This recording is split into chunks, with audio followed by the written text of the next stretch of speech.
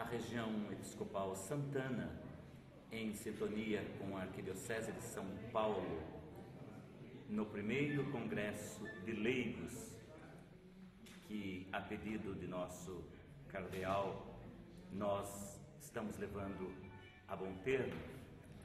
A região episcopal Santana, na região episcopal Santana nós temos duas escolas, a Escola de Teologia e a Escola de Ministérios.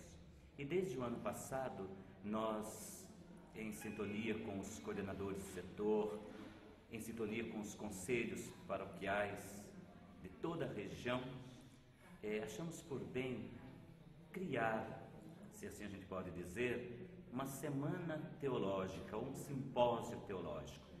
E nesse ano, sem dúvida nenhuma,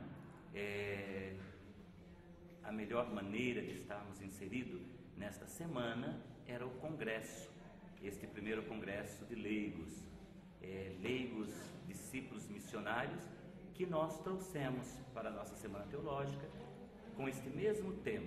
Então nós vamos desenvolver nesses dias o leigo, discípulo missionário, na família, na sociedade e na igreja.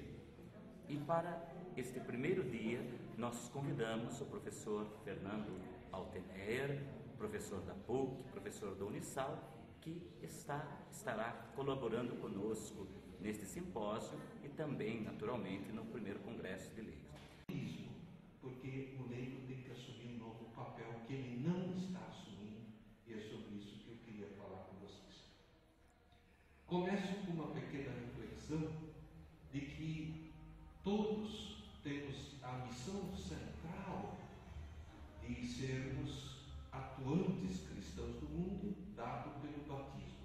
Eu não vou aqui desenvolver isso, mas sempre vale a pena a teologia do batismo voltar a ser o nosso fundamento. O batismo nos faz iguais, o batismo nos faz seguidores de Jesus, o batismo nos faz igreja, o batismo nos faz pessoas diferentes no mundo. E eu diria mais, vigorosos missionários pelo batismo. Pensemos em todos aqueles que na igreja primitiva, depois do batismo, se tornaram verdadeiros animadores de comunidade. Eu ia falar arautos do Evangelho, mas eu tenho um certo temor, às vezes, dessas palavras, porque leva a crer num certo movimento religioso. Eu penso mais em vigor. A palavra no grego é paresia, né? Você batizado fica audaz, fica animado, fica vigoroso. Não sei se vocês costumam assistir televisão. Eu me entusiasmo vendo o Silas Malafaia, que é aquele pastor da Assembleia de Deus. Ele chega a pular dentro da Assembleia de Deus. E às vezes na nossa igreja a gente entra, vê um leigo lá animando a liturgia. Boa noite. Estamos aqui para começar a nossa grande celebração. Pelo amor de Deus, esse já morreu, né? É preciso um pouco mais de vigor, mais de convicção, né? E pensar que você está falando em nome de Cristo, porque você recebeu de Cristo esse mandato. Então, depois do século V, nós perdemos um pouco isso. A divisão entre clérigos e leigos, né, de Clemente, de Roma e de outros, acabou configurando uma certa minoridade do laicato. E nós ficamos depositários de uma teologia em que a visão subordinada do leigo, não ao Cristo, mas às vezes, inclusive, uma figura autoritária do clero, fez o leigo se infantilizar. E isto permaneceu, pelo menos por 10 séculos, como um jeito de ser convencional. Tanto que muitas pessoas pensavam que o laicato, de fato, deveria expressar simplesmente o número da igreja. Né? Uma igreja é boa quando tem muitos cristãos. Mas isto, hoje, o Santo Padre tem reforçado com vigor, não é sinônimo de igreja nenhuma. A igreja é qualidade, não é quantidade. A igreja é engajamento e seguimento do Cristo. E é um testemunho de vida que marca a igreja. Então, nós precisamos esperar o século XIX, vou dizer uma brincadeira, para o leigo acordar de novo. Ele que vivia dormindo numa espécie de sono dramático Claro, vocês vão me relembrar que sempre houve um laicato durante a história da igreja que surgia, mas eram figuras tão extemporâneas e tão especiais que a maior parte do leigo era aquilo que o brasileiro chama de leigo, o ignorante. Né? Meu pai, quando dizia que alguma coisa era leigo, era para dizer que ele não sabia. Né? Ele dizia: filho, você só não é leigo num assunto. Ele, né? Eu só não sou leigo num assunto, que é eletricista. Ele era excelente, ele ligava o motor, já sabia onde estava o problema. Mas em religião eu sou leigo, não sei o que lá, eu sou leigo. Eu dizia: mas pai, leigo na igreja não é um xingatório, não é o não clero, o que não é.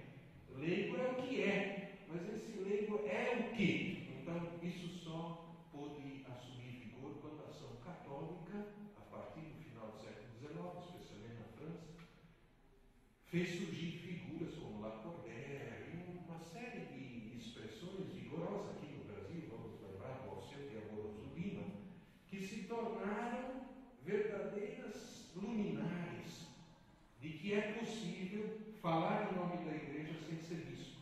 Isso não tem nada a ver aqui com o Joaquim, não é nenhum desprezo. Mas falar em nome da igreja sem ser clérigo.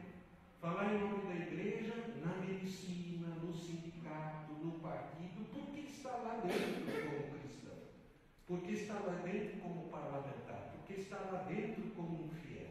Então, nós precisamos esperar praticamente 15 séculos para que o laicato de novo descobrisse que ele tem uma missão própria. Isso seguiu aos trancos e barrancos durante os episcopados e os papados, especialmente de Pio XI e Pio XII, mas eclodiu no Vaticano II, onde, de alguma forma, os documentos que estão aí anunciaram o novo lugar do leigo. Em primeiro lugar, na Lumen Gentium número 31, texto belíssimo, né? Os leigos são o conjunto dos fiéis que abraçam um estado na igreja que, por índole secular própria, recebem de Deus o chamado para ser fermento, santificação do mundo, guiados pelo Espírito evangélico, pelo testemunho de vida, pelo fulgor da fé, da esperança e da caridade. Portanto, compete muito aos leigos ordenar todas as coisas do tempo, com as quais estão intimamente comprometidas, para que se realizem no Espírito de Cristo, se desenvolvem e louvem o Criador e o Redentor. Então, o leigo está no mundo para mudar o mundo, para marcar o mundo, para aperfeiçoar o mundo, para amar o mundo, para ser algo de diferente no mundo. Alguém devia olhar para um empregado lá na firma e dizer: aquele é cristão, porque ele é correto, ele é honesto, ele é companheiro, ele é irmão. Ele devia se destacar como uma figura exemplar. Não o bobo, nem o tonto, mas o lúcido, o animado, o vigoroso. Isso é um documento. Mas pareceu tão pouco para os bispos colocar este capítulo dedicado à dignidade dos leigos no meio do povo de Deus, que eles reservaram um texto incrível chamado Apostólica Appositatem, a ação dos leigos, como um documento do concílio, e depois ainda o último documento do concílio é todo